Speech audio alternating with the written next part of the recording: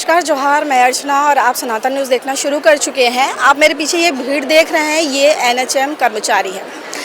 अलग अलग ज़िलों में जो है एनएचएम कर्मचारी अपनी 10 सूत्रीय मांगों को लेकर के वो है प्रदर्शन कर रहे हैं। आप तस्वीरें देख रहे होंगे, काफ़ी अधिक संख्या में जो है यहाँ पर सैकड़ों की संख्या में ये एनएचएम कर्मचारी यहाँ पर बैठे हुए हैं। बीते दिनों में इन्होंने उग्र प्रदर्शन किया था और लगातार अपनी मांगों को लेकर के सरकार का ध्यान आकर्षण करने की कोशिश कर रहे हैं। सीधे यहाँ पर जो लोग मौजूद हैं, इनके पदाधिकारी जो यहाँ पर मौजूद है, सीधे उनसे बातचीत करेंगे। सर, आप लोग लगातार जो है यहाँ पर प्रदर्शन कर रहे हैं, आप लोगों के द्वारा प्रदर्शन किया जा रहा है, लेकिन सरकार आप लोगों की सुन नहीं रही है। आप अपने विषय के बारे में कि किस विषय में आप लोग यहाँ पर बैठे हुए डटे हुए हैं, उसके बारे में थोड़ा सा प्रकाश डालेंगे आप। जी, सबसे पहले तो आपके चैनल के माध्यम से हमारी बातों को शासन तक पहुँचाने के लिए आपको धन्यवाद।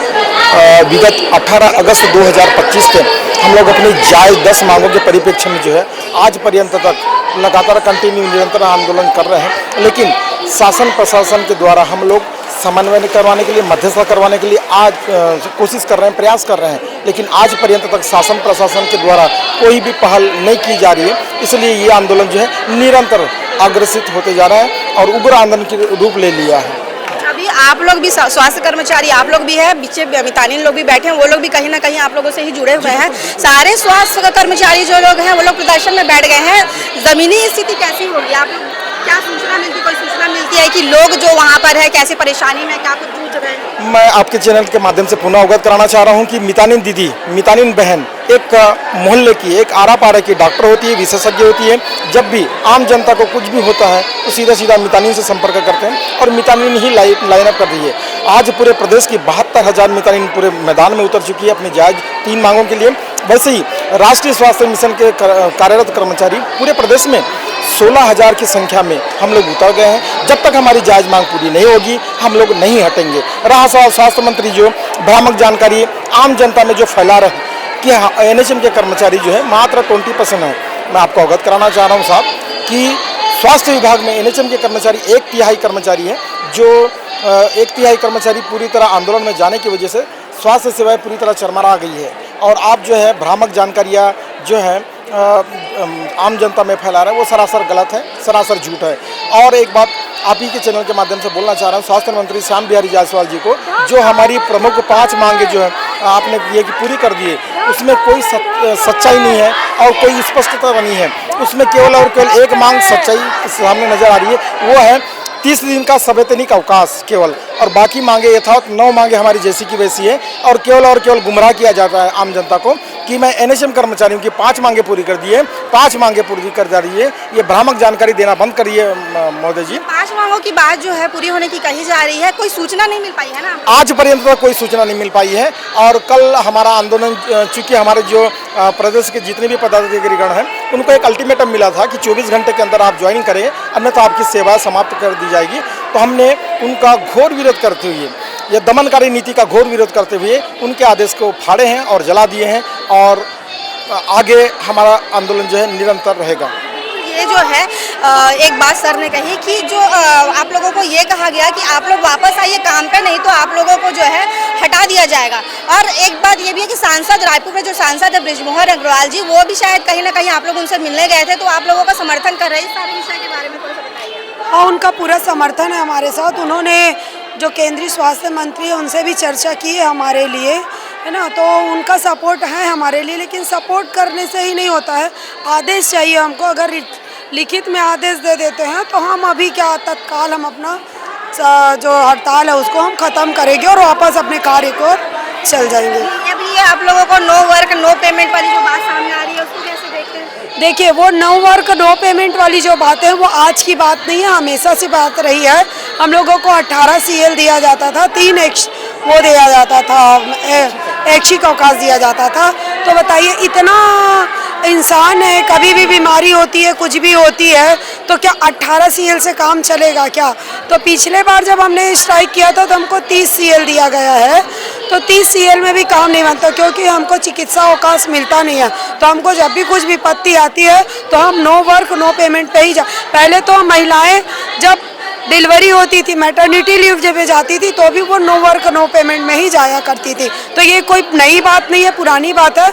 और रही बात ये नो वर्क नो पेमेंट की, तो हमको डराया धमकाया जा रहा है कि हम अपना हड़ताल ख़त्म करें, क्योंकि कहीं ना कहीं सबको ये चीज़ समझ में आ रहा है कि एनएचएम कर्मचारी जब हड़ताल में आए हैं तो स्वास्थ्य सेवा पूरी तरीके से ढाप हो गई है, चरमरा गई है। स्वास्थ्य सेवा चरमराई हुई है, लेकिन ये भी कहा जा रहा है ना कि ये फर्क नहीं पड़ रहा है, कहीं ना कहीं से मैनेज हो जा रहा है। फर्क नहीं पड़ रहा है तो फिर आला जो अधिकारी बैठे हैं, जो हमारे मंत्रीगण हैं, वो फिर इस तरीके से हमारे लिए नोटिस क्यों निकाल रहे हैं? जब उनको फ़र्क पड़ रही है तभी तो नोटिस निकाला जा रहा है ना।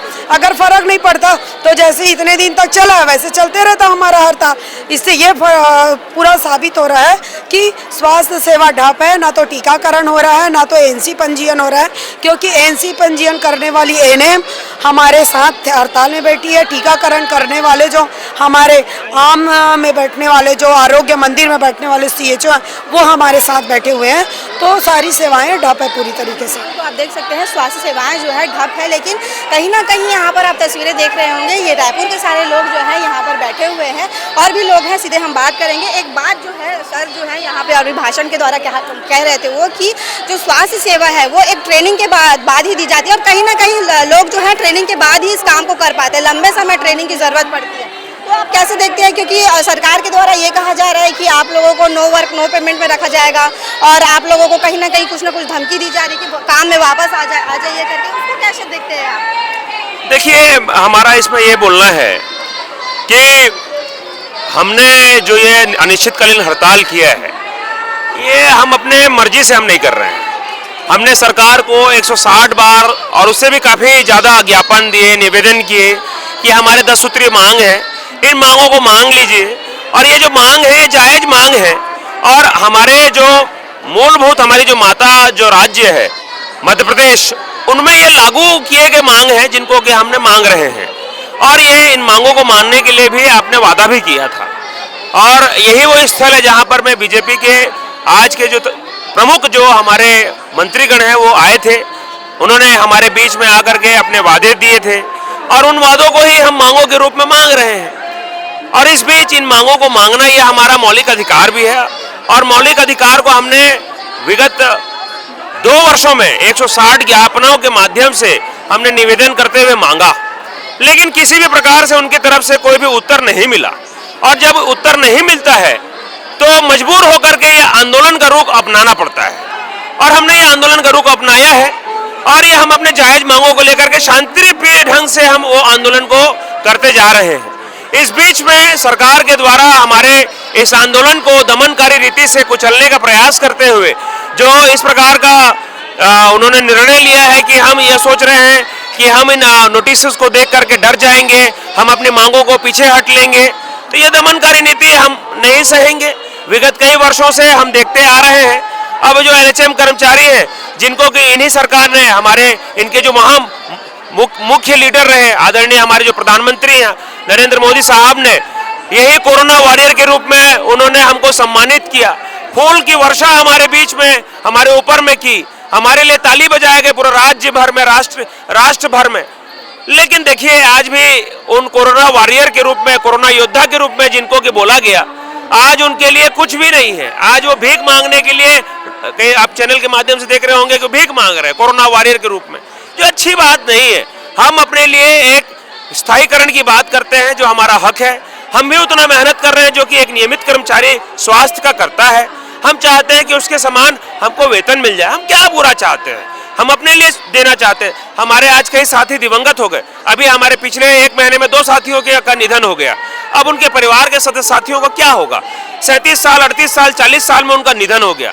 अब वो उनके परिवार के लोग कहाँ जाएंगे? ऐसे समय में हम उनके लिए, उनके परिवार के लिए जो है, हम चाहते हैं कि उनको एक आश्रय मिल जाए, सहायता मिले, अनुकंपा जैसी नियुक्ति मिल जाए।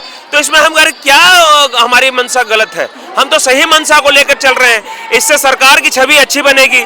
सरकार ये बोलेगी कि भाई हमने कई हमारे ऐसे साथी हैं जो कि जिनका कोई वित्तीय सहायक नहीं था, हमने उनको वित्तीय सहायता प्रदान की। इससे सरकार की गरिमा बढ़ेगी और हमारे जो हमारे कर्मचारी हैं उनकी जो यहाँ काम करने की लगन है, जो उनकी श्रद्धा है, भक्ति है अपने कर्तव्य के प्रति और बढ़ जाएगी और इससे हमारा जो राज्य है उसमें और उत्तरोत्तर प्रगति करेगा। बिल्कुल, आगे की और क्या रणनीतियाँ होगी, क्योंकि संज्ञान लेने तो कोई नहीं पहुंचा। हमारी सिंपल हमारी नीति है। हम उसी नीति पर जब 18 तारीख से हमने इस आंदोलन को प्रारंभ किया था, हमारे एक ही जो कह सकते हैं लक्ष्य है कि जब तक ये 10 सूत्रीय मांगों को नहीं मांग लिया जाता और उसको लिखित में हमको नहीं दिया जाता, आंदोलन जारी था, आंदोलन जारी है, आंदोलन जारी रहेगा। बिल्कुल, तो आंदोलन जारी था, आंदोलन जारी है और आंदोलन जारी रहेगा। क्यों? जब तक इनकी 10 सूत्रीय मांगे जो हैं वो पूरी नहीं हो पाती। आप अधिक संख्या में तस्वीरें देख रहे होंगे, छोटे छोटे बच्चों को लेकर के भी जो हैं ये स्वास्थ्य कर्मचारी यहाँ पर पहुंचे हुए। एक तस्वीर देखेंगे, एक महिला अपने छोटे से बच्चे को लेकर यहाँ पर बैठी हुई है। तो आप ऐसी स्थिति देख सकते हैं कि सरकार ने खुद ही वायदा किया था और सरकार खुद ही वादा पूरी नहीं कर पा रही है। और इन तस्वीरों को आप देख रहे होंगे कि छोटे छोटे बच्चों को लेकर के यहाँ पर जो है महिलाएं बैठी हुई हैं और सीधे इनसे हम लोग बात करेंगे कि यहाँ पर छोटे छोटे बच्चों को लेकर के यहाँ पर पहुँच रही हैं और घर की क्या स्थिति है, घर में लोग क्या कहते हैं, क्योंकि आप देख रहे होंगे कि बच्चे जो हैं अब यहाँ पर बैठे हुए हैं। दीदी, आप कहाँ से आई हैं? मतलब रायपुर में कहाँ से आई हैं? कमल विहार। कमल विहार से आई। आप अपने बच्चे को लेकर के आए, घर में क्या बोलते हैं लोग कि आप यहाँ पर आके बैठ रहे हैं, क्योंकि यहाँ पर गर्मी भी है। अब गर्मी में बच्चा परेशान होगा, खाने पीने की भी कोई व्यवस्था नहीं हो पाती। कैसे देखते हैं सब विषय को, क्या बोलते हैं घर वाले? घर वाले तो बोलते हैं कि अनिश्चित, देखिए आज हमारा अनिश्चितकालीन हड़ताल का आज हमारा 17 दिन हो गया है। 17 दिन से मैं कंटिन्यू हमारे बच्चे को लेके आती हूँ। यहाँ पे बहुत गर्मी रहता है, उसके कारण बहुत ज़्यादा दिक्कत होता है, खाने के लिए बहुत ज़्यादा दिक्कत होता है, इसको फीडिंग कराने के लिए दिक्कत होता है। उसके बाद भी मैं अपने बच्चे के साथ यहाँ पे अनिश्चितकालीन हड़ताल में शामिल होती हूँ। बिल्कुल, आप जो है अपने कार्य क्षेत्र में इन्हीं बच्चों को और इन्हीं माताओं को, जो इनकी माताएं होती हैं अलग अलग बच्चों के, उनकी सेवा करती है। लेकिन आज स्थिति ऐसी हो गई कि आप अपने बच्चे का हम लोग केयर नहीं कर पा रहे हैं। हम अपने कार्य क्षेत्र में जाते हैं तो हम बच्चे लोग को टीकाकरण करवाते हैं, बच्चे लोग को हम केयर के लिए बताते हैं, टाइम में फीडिंग के लिए बताते हैं। लेकिन आज हमारा स्थिति ऐसा है कि हम अपने बच्चे का ही केयर नहीं कर पा रहे हैं, ये हड़ताल के कारण। तो आप देख सकते हैं कि ये वही कर्मचारी हैं जो अलग अलग क्षेत्रों में, अलग अलग अपने कार्य क्षेत्रों में जो है महिलाओं को सजेशन देती है, महिलाओं को सुविधा प्रदान करती है कि आप अपने बच्चों का केयर किस प्रकार कर सकती हैं। लेकिन आज ये तस्वीर आप देख रहे होंगे कि कैसे जो ये स्वास्थ्य कर्मचारी है अपने बच्चों को लेकर के यहाँ पर सारी विषय को लेकर के आप क्या सोचते हैं, क्योंकि सरकार से लगातार मांग कर रहे हैं और सरकार ने ही कहीं ना कहीं इनसे वायदा किया है, उसको लेकर क्या सोचते हैं उसे कमेंट बॉक्स पर जरूर लिखिएगा और चैनल को सब्सक्राइब करिएगा। धन्यवाद।